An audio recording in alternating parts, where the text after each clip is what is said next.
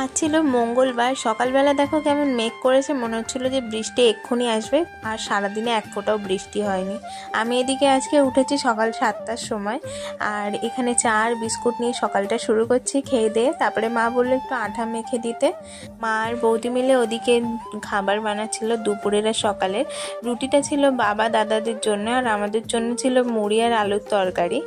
আর তারপরে বোনকে নিয়ে এসেছিলাম এখানে দুপুরের দিকে, তো এনেই আগে ওকে আমি একটু খাইয়ে দিচ্ছিলাম, কারণ ও খুব কান্নাকাটি করছিল নাকি বাড়িতে, তাই ওকে নিয়ে চলে এসেছি। এই দেখো এসে তো খুব খুশি আমাদের বাড়ি।